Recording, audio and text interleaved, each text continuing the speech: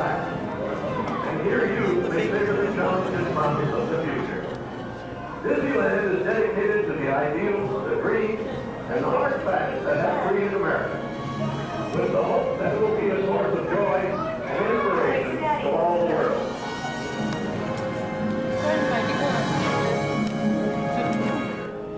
In the pre-show film, you get a chance to see Royal Dano. Now, he's a Broadway actor that Walt Disney picked out to be the voice of Mr. Lincoln back in 1960. You got a girl, Red. Hat, you just heard the first shot. Ready, let's go to the theater 4.5 minutes.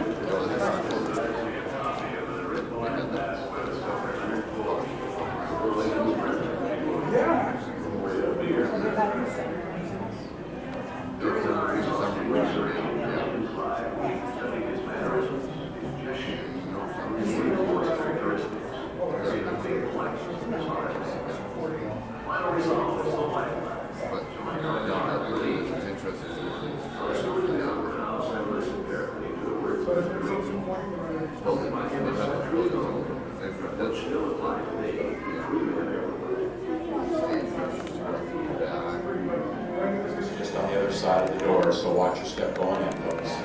This will be our 9:20 showing. We'll start up for you in 2 minutes.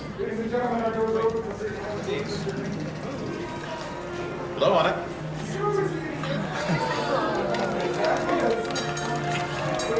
Hello and welcome to Disneyland's 50th anniversary celebration. For this truly historic event, no ordinary host would do. No, the Disney folks wanted someone who's been here from the beginning. They wanted a household name. I'm a household name. A name that means family entertainment. That's me. I'll do it. Donald, calm down. You're just too animated. I'm referring, of course, to me, Steve Martin. I'm a sports favorite. Oh, really?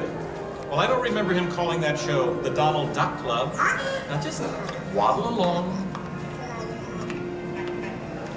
As I was saying, the Disney folks came to me because I began my career right here at the Magic Shop at Disneyland. That's me, Disneyland class of 1960. Magician, prestidigitator, and seller of fake vomit.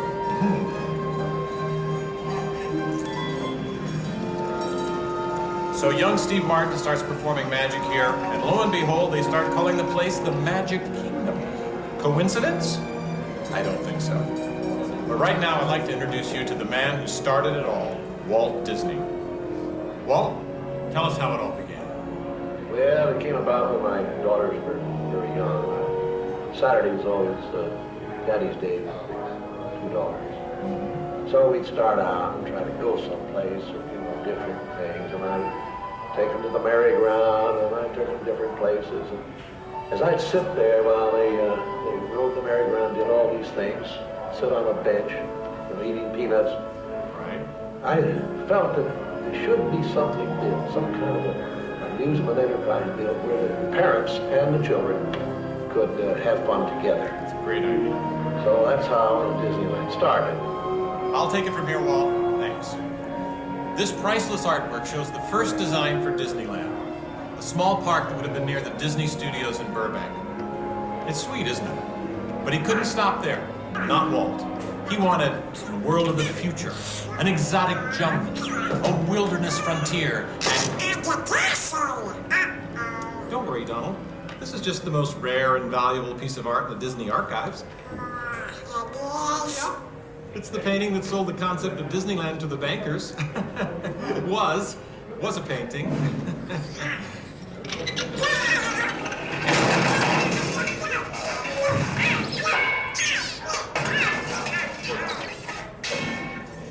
Then Walt heard about an orange grove in Anaheim for sale. An hour away from any major city at the end of a dirt road. Talk about impossible dreams. If I could take you back in time. Wait a minute. What am I saying? I'm a magician.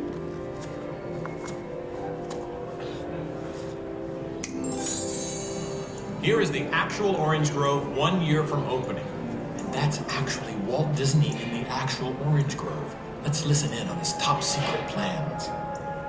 1, 2, 3, 4. Aha! Some sort of code. I get it. Walt also had a code for all the trees on the property. Red ribbons for the big trees he wanted to save for Disneyland, and green ribbons for the ones he wanted removed. But, as fate would have it, the bulldozer driver was colorblind! Oops. So, Disneyland, less than a year from opening. No one, in their wildest imagination, could ever build an entire theme park here in just 1 year. I'll show ya. Watch this, magic boy. That kind sound. Keep going, boys. Faster, faster. That's it, good work. That's it, do it. Opening day. Take it away, Walt. To all who come to this happy place, welcome. Walt's dream had finally come true. And to celebrate, ABC organized the biggest live telecast in history. Some of the most famous stars in Hollywood showed up, including host Art Linkletter. Frank Sinatra. Hello, Franco. Who's driving? Sammy Davis Jr. Hello, Sammy. Bob Cummings, Ronnie Reagan. Come on in. Davy Crockett. Buddy Epstein's there, too. But right now, it's my pleasure to introduce the famous star whom Mr. Disney has asked to christen the Mark Twain. Ladies and gentlemen, Mr. Disney. Now take it from here, Mr. Linkletter. Duck took my microphone.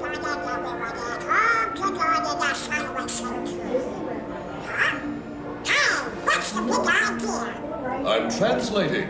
Nobody can understand what you're saying. You can't do. Cannot. Can. Not. I'll show you. Ignore the duck. As I was saying, the lands that America saw on the Disneyland television show became real. I'll show you what I saw. Now, where was I? Oh, yeah. On opening day, we had Frontierland, Tomorrowland, Fantasyland, and Adventureland. It was a perfect day. Oh, really? I wouldn't say perfect. It was 100 degrees in the shade, and the freshly poured asphalt was still wet. 11,000 people were invited, but 28,000 showed up. Newspapers predicted the worst for Walt and his park, but only 90 days later, the 1 millionth guest walked through the gate. Disneyland not only survived, it thrived. We absolutely did thrive, ladies and gentlemen. Matter of fact, we are estimating by the end of this year to have welcomed our 600 millionth guest through our front gates. Now that concludes part 1 of our first 50 magical years. Just a moment, part 2 is going to begin. Part 2 is going to show the way the lands and attractions have changed since opening day. Also going to show Walt Disney's most popular invention, which was audio animatronics. Now during that segment, they're going to show 3 ladies putting together the birds for the Tiki Room. The one in the middle with black hair, her name is Leota Toombs, also known as Madame Leota, the floating head inside the Haunted Mansion. Now folks, you're about 15 minutes away from great moments with Mr. Lincoln.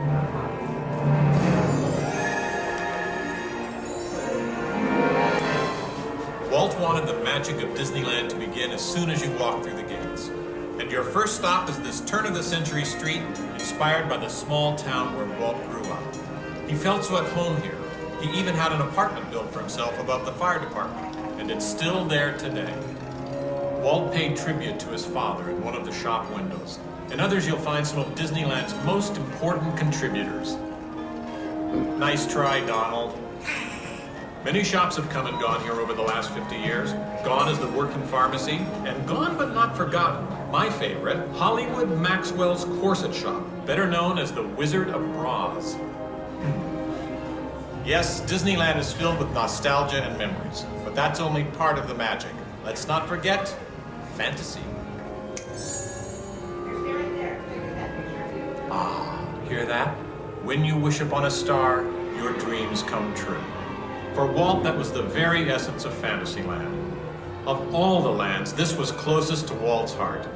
He even placed the Disney family crest right above the castle gate. Fantasyland was created by the same artist who created Disney's animated films at the studio. And soon those storybook tales came to life in an orange grove in Anaheim. For the first time, we could step into those worlds and become a part of the adventure. In Adventureland at New Orleans Square, surprises happen all the time. In fact, Disneyland is the only place I can think of where you can be attacked by pirates, frightened by ghosts, and nearly crushed by a giant boulder, while keeping your arms, legs, and feet inside the vehicle at all times. And here's the adventure that started them all. Remote rivers through a treacherous jungle. Could something go horribly wrong? Only a punchline. Over the years, the Jungle Cruise has become a showcase for handsome and witty river guides. Oh no! That big elephant is coming up to us and it looks like he's going to squirt us! Everyone in the back, get down! You never saw this, little Jake. Don't worry, it never happens.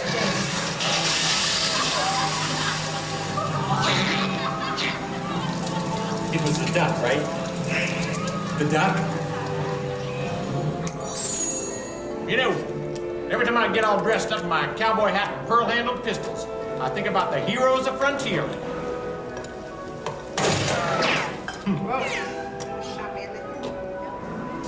You see, Walt believed it was important to pay tribute to the pioneers who blazed a trail across frontier America. And I agree. Especially when it involves saloon girls and blazing six guns! In Frontierland, you could meet popular Disney heroes of the day, like Davy Crockett and Zorro. For a while, there was an authentic American Indian village. And in the little mining town called Rainbow Ridge, you could board a mine train or pack mule to explore nature's wonderland. And then the West got a whole lot wilder. Big Thunder Mountain Railroad was a thrilling addition to Disneyland's growing mountain range. The first peak was the Matterhorn, one of Disneyland's first e-ticket attractions. But the most out-of-this-world mountain of them all is right here in Tomorrowland. When Disneyland first opened, Tomorrowland gave us a preview of the amazing, futuristic world of 1986. Okay, so the 1980s didn't turn out that way.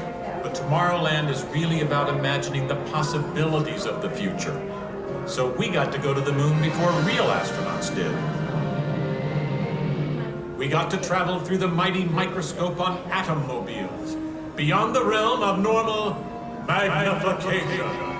Microscope scanning, signal modulation positive.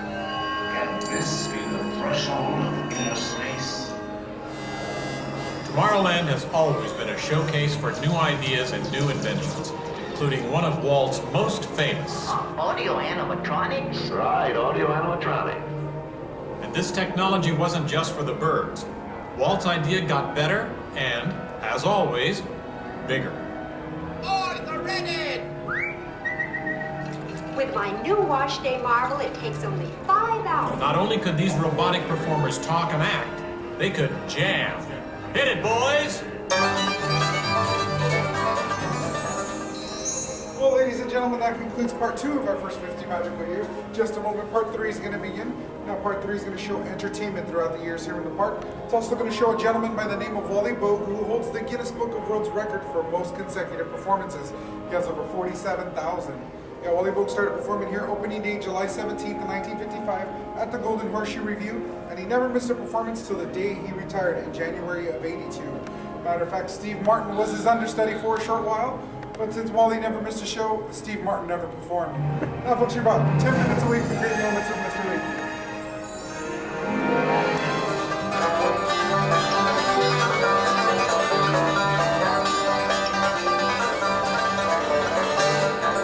Yes, Disneyland has had thousands of great entertainers over the years, and not all of them have had servos and circuit boards.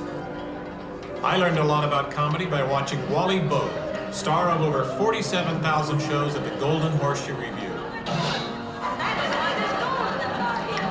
And he was only one of the great homegrown acts that brought their unique magic to Disneyland over the years.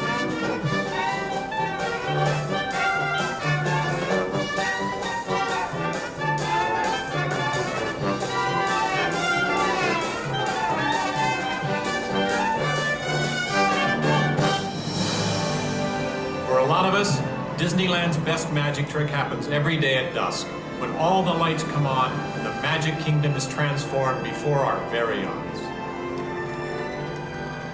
You know, that's one of the great things about Disneyland. Everyone has their own special memories. For some, it's the first time they walk through these gates. For others, it's their first parade. And I'm sure for all of you, it's watching me, Steve Martin, host Disneyland's big 50th anniversary. But while shows and attractions are all great, I think for most people, the real magic of Disneyland is right here. It's you, Donald. Yes, it's you and Mickey and all the rest of the gang who always make us feel like old friends. Oh. Shall we? Let's do it! Goodbye, everybody. You know, I have to admit, you would have made a perfect host, Donald. Thanks, Steve. Next to me.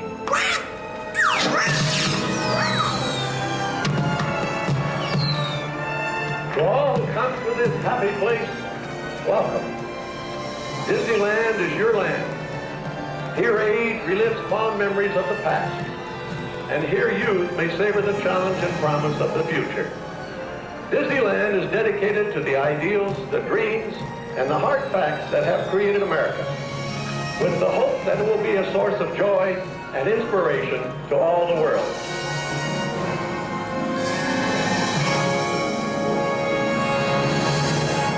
Well, ladies and gentlemen, that concludes the Disneyland Story, our first 50 magical years. We'd now like to invite everyone into our back lobby where our pre-show with Mr. Lincoln is about to begin in about 2 minutes.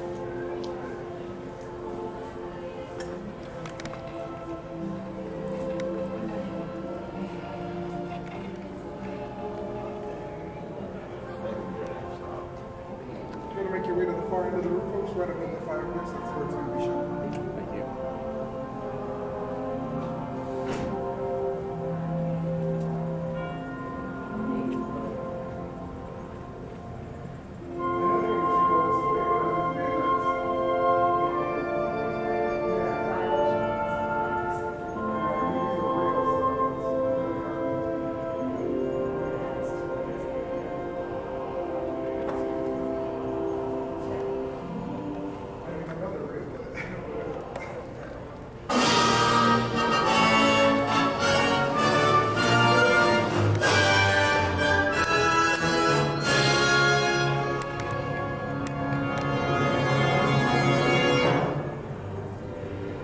While you are waiting to enter the theater, may we present as a prologue a brief bit of background about great moments with Mr. Lincoln.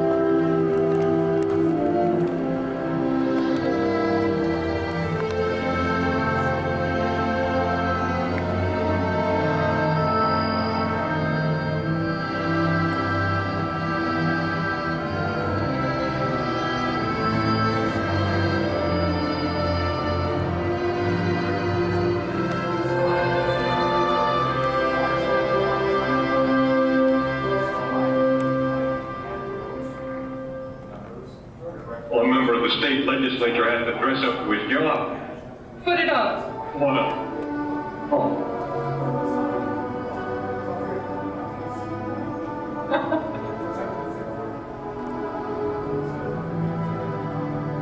Gentlemen of the jury, I stand here today on behalf of these two young men. I think they'll go far.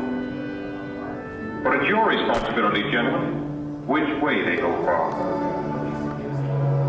Gentlemen, you can give them a chance to become morally responsible. I asked one of the soldiers, who is dead in the White House? And he answered, the president.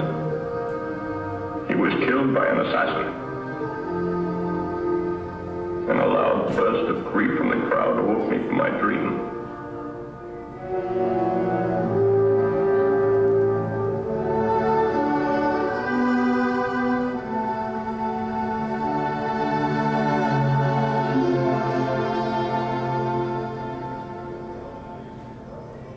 Ever since I was a youngster, I've had a great personal admiration for Abraham Lincoln. So when we decided to bring to Disneyland's visitors some great moments in Mr. Lincoln's life, we began an exhaustive research. We wanted to bring to the people of today the inspiring words of the man who held this nation together during its moment of greatest crisis, the Civil War. To start with, we were fortunate in being able to secure this life mask of the 16th president. How do we get this, Blaine? This is actually a copy of an original life mask by the sculptor Leonard Volk. Before Lincoln was president. Before Lincoln was president. Before he had a beard. That's right. During our exhaustive research into Lincoln's life, we studied his mannerisms, his gestures, and even his voice characteristics to create a faithful likeness of this honored man. The final result is so lifelike that you might find it hard to believe. Now let's go into the Opera House and listen carefully to the words of Mr. Lincoln, spoken by him a century ago, but which still apply today to free men everywhere.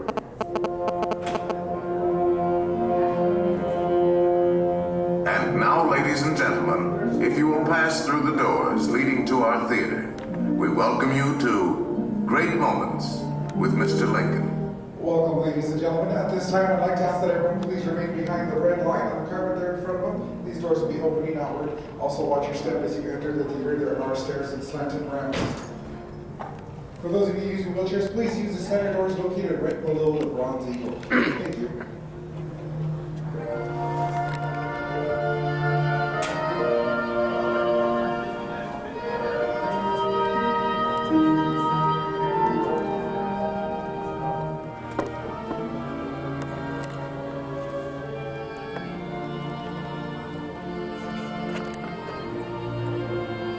Before we start today's performance, I'd like to give everyone a few friendly reminders. At this time, we'd like to ask that everyone please silence all cell phones, pagers, and two-way radios. Also, while you're inside the theater, we ask that there be no eating, drinking, smoking, photography, or video recording. If at any point during today's performance you need to leave, please use those doors located on your right-hand side. Give them a slight push, they'll open right up for you. Make a left through the gold curtains, and you'll be back on Main Street, USA. And now, ladies and gentlemen, through the magic of Disney, we relive great moments with Mr. Lincoln.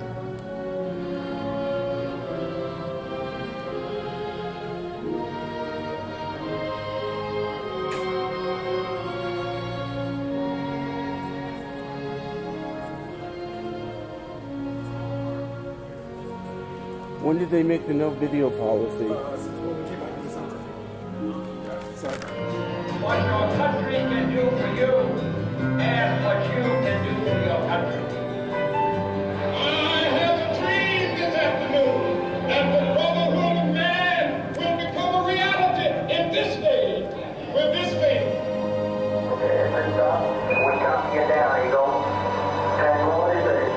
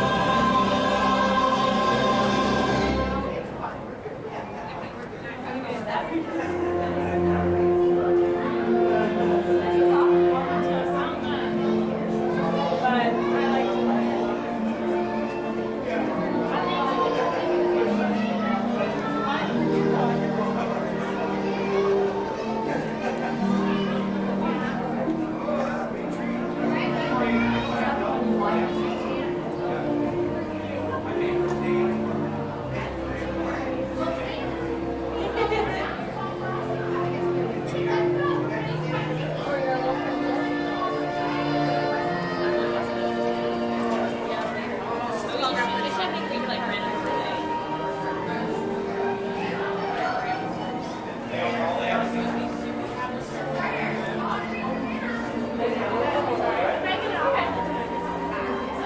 like this, but I don't know. I may get the ears.